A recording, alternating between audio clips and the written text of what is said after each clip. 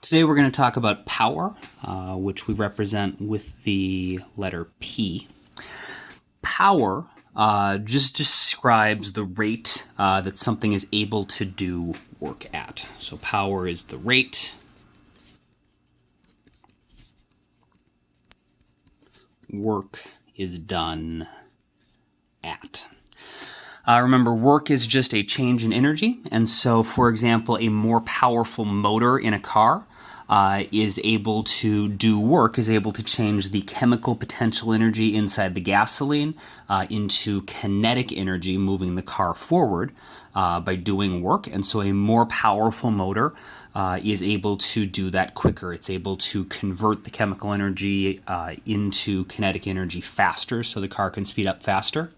It does not mean, power does not have anything to do with the absolute amount of work something can do. Two different motors can both get the same job done. It'll just take less time for the more powerful motor to get that work done Since power is the rate work is done at, the equation is pretty simple. It's just power is equal to the amount of work done divided by the change in time. Or it might be a little easier to think about in some cases, since work is just the change in energy. You can calculate the power by figuring out how much the energy changed divided by the amount of time it took. The unit we use to measure power has a special name, which is called the watt. Wattage is something you often hear about connected to light bulbs. That again is describing the rate that light bulb is able to do work at. In the case of a light bulb, the work they are doing is they are changing the electrical potential energy that runs through the light bulb into a combination of heat and light. And so a more powerful light bulb is able to do that more quickly. It's able to convert more joules of electrical energy into light per second, which means that it will appear to be brighter because it's generating more light per second.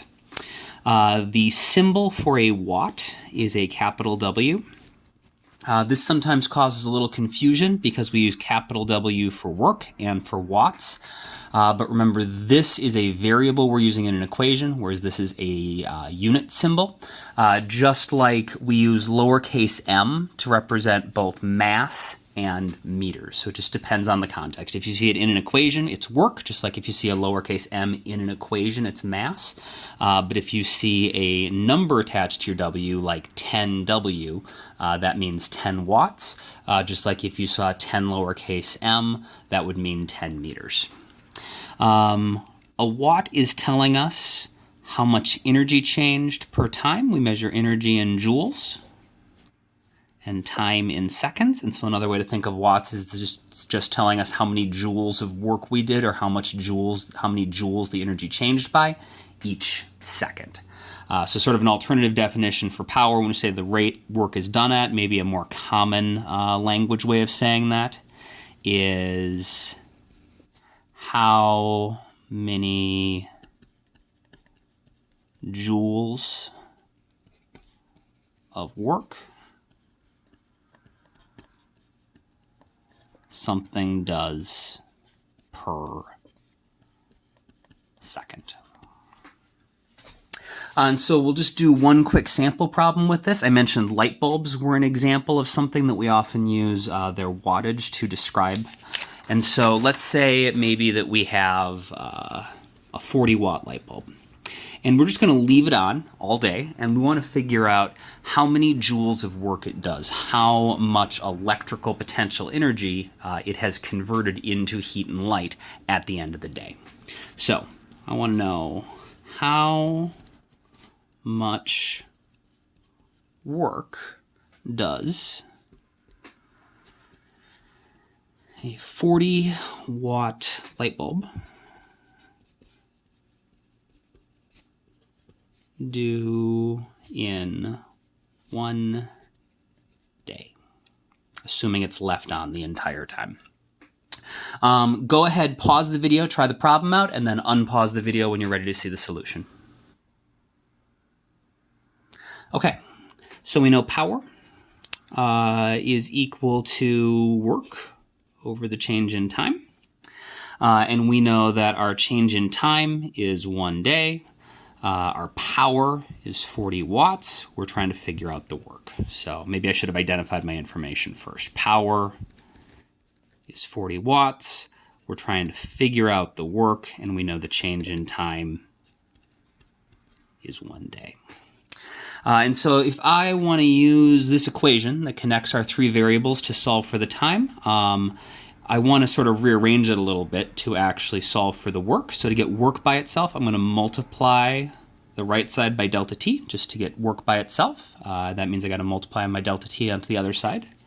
And so we'll get work is equal to the power times the change in time, which for us is going to be 40 watts times 1 day. The problem is watt days is not something that we've ever used as a unit to describe energy. Remember, work should normally be in joules. And so the last thing we're going to need to do is, rather than just multiply 40 by 1 and get 40 watt days, which doesn't really make any sense, we need to do some unit conversions to get this to work out. So I'm going to rewrite this down here. 40 watts, we said a watt was the same thing, remember, as a joule per second. So just to make it a little easier to see what's going on, I'm going to rewrite it as 40 joules per second.